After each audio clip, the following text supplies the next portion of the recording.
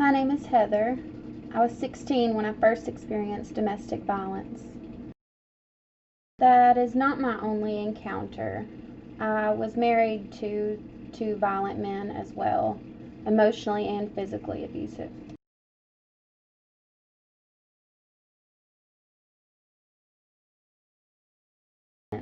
My first boyfriend that I dated all throughout high school was more emotionally abusive at first, and he would confuse me and tell me he wanted to be together, then he didn't want to be together, he loved me, he didn't love me, and it was just a lot of back and forth. And then he became physically abusive, and I had to get stitches in my right eye. I met my first husband when I was 17, and we got married my junior year of high school. And at first, he told me all the right things. He was like Prince Charming, too good to be true. And very quickly, I realized I had gotten myself into a mess because he moved me 5 hours away from all my friends and family. And it started out, he was emotionally abusive. He would tell me I was fat. He would tell me I was stupid. I was selfish. I was childish. I was weak. I was ugly. I wasn't a good mom. And then it turned into physical violence. And at one point, I had a bloody nose. He beat me with a belt.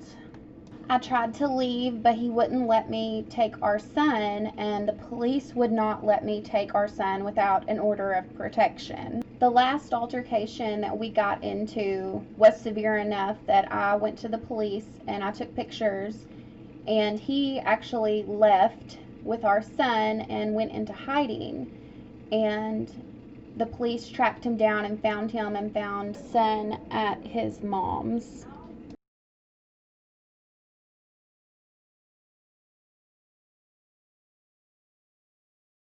I moved back home and eventually met someone else, which would soon be my second husband, and we started to live together because my first ex-husband was saying that I couldn't take care of myself because I was living with my grandparents, so I decided to move in with my boyfriend. He then proceeded to take me to court because I had a live-in boyfriend with our son living in the house, and apparently in Arkansas that's against the law.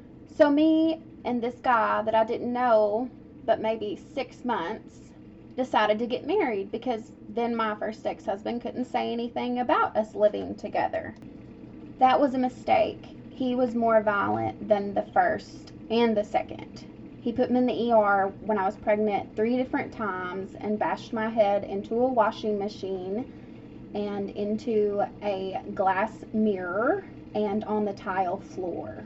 The last straw, what made me leave, was I was holding our child because we had a child together as well, and he put his hands around my neck and choked me out into unconsciousness.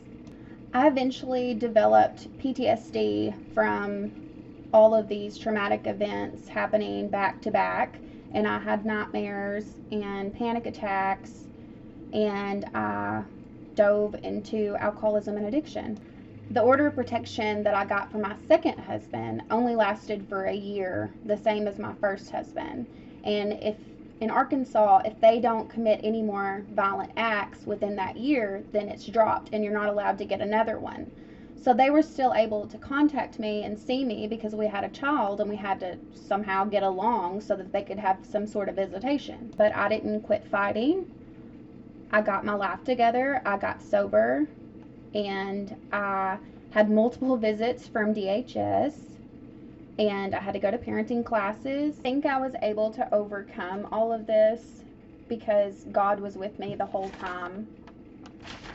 I definitely think I am stronger rather than weaker after going through all of that. I hope that I can make a difference in other women's lives that have been through domestic violence and addiction. My life is a lot better today. My second ex-husband actually signed his rights over, so I don't have to see him at all, and neither does my second son. I still have to deal with my first husband. Me and my boys are all 3 in therapy, and I will graduate in 2021. Not only 1, but 2 degrees as a single mom, and then I plan on going in to get my master's, and I hope to work with a nonprofit or some sort of communication agency that raises money to help women that have been in these situations.